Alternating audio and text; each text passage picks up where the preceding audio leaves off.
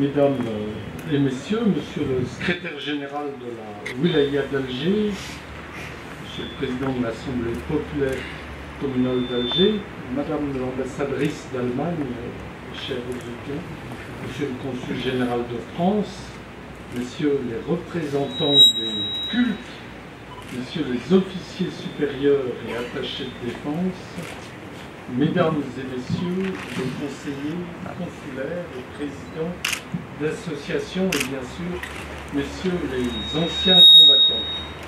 Le 11 novembre 1918 à 11 h, donc il y a 101 ans exactement, l'armistice imposait l'arrêt des combats, mettant fin au terrible conflit que fut la Première Guerre mondiale.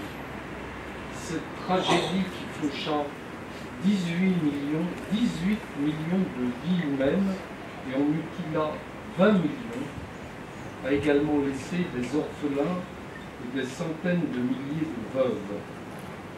Nous sommes réunis en ce jour du souvenir pour commémorer l'armistice, mais aussi pour rendre hommage à tous ceux qui sont tombés au cours des conflits qui ont marqué notre siècle.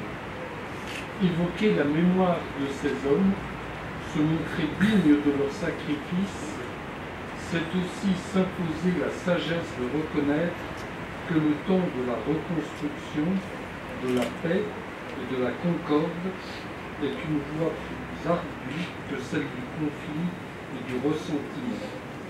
C'est le message que nous transmettent ces générations du feu venues de métropoles, d'Afrique, d'outre-mer, qui se sont sacrifiés pour garantir un avenir libre et plus juste à leurs enfants.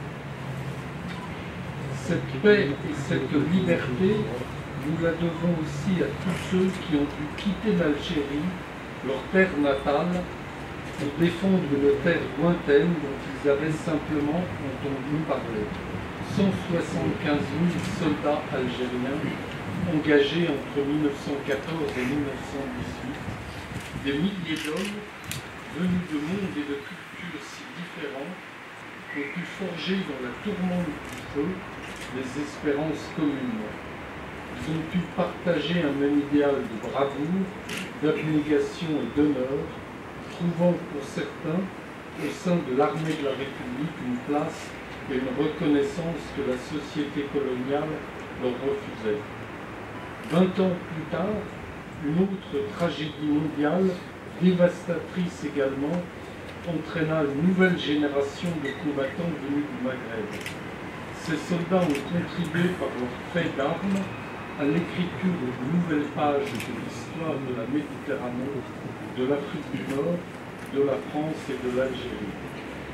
Aujourd'hui, cette génération du feu s'éteint progressivement et nous nous devons de leur rendre solennellement hommage.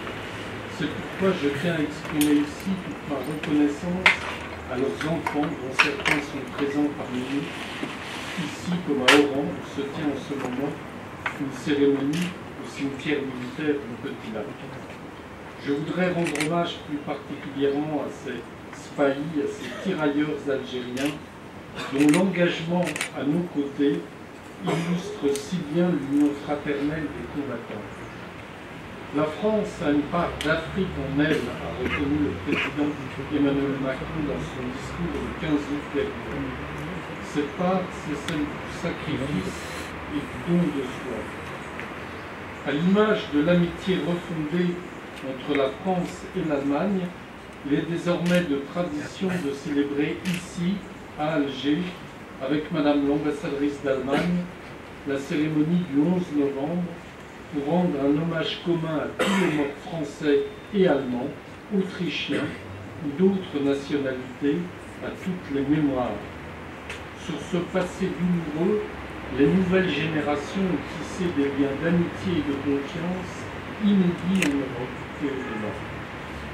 Aujourd'hui, la célébration de la mémoire des acteurs de ce premier conflit mondial, dont le cimetière de Bollorine, nous permet de maintenir le lien indispensable à la compréhension et à l'acceptation de notre histoire.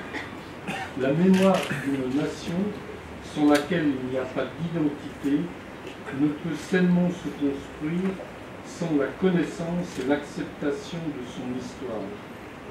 L'hommage que nous rendons ensemble aujourd'hui aux morts de la Première Guerre mondiale dans ce cimetière, comme le cimetière de Bru où j'étais tout à l'heure, me conduit à rappeler que le souvenir de ces soldats tombés au champ d'honneur, inhumés dans des carrés militaires au sein même des cimetières communaux, demeure admirablement préservé en Algérie.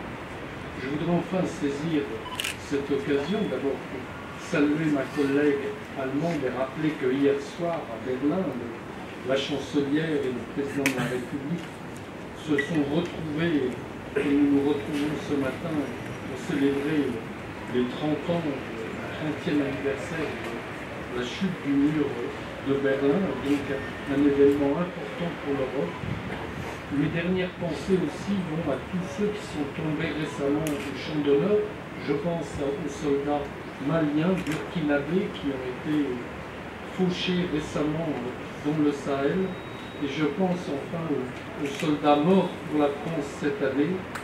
Le premier maître Alain Bertoncello, du commando Hubert, mort au Burkina Faso le 10 mai 2019. Le premier maître Cédric Pierpont, du commando Hubert également, mort pour la France au Burkina Faso le 10 mai 2019. Le médecin principal Marc Lécuras, du 4e Centre médical des armées, mort au Mali le 2 avril 2019. Le brigadier Erwan Potier, du 501e régiment de chars de combat, mort pour la France à Rouen le 21 mai 2019, des suites des blessures reçues au Liban. Et tout récemment, il y a 8 jours, le brigadier Ronan Pointeau, du 1er régiment de Spahi, mort au Mali donc le 2 novembre 2019. Algériens, Français, Allemands, l'histoire commune de nos nations, la mémoire de nos pères et de nos enfants morts au combat nous impose un regard lucide sur le passé afin que les nouvelles générations partagent dans la quiétude les valeurs universelles qui nous unissent et relèvent les défis qui se présentent à nous. Vive l'amitié franco-algérienne et vive l'amitié franco-allemande. Je vous remercie.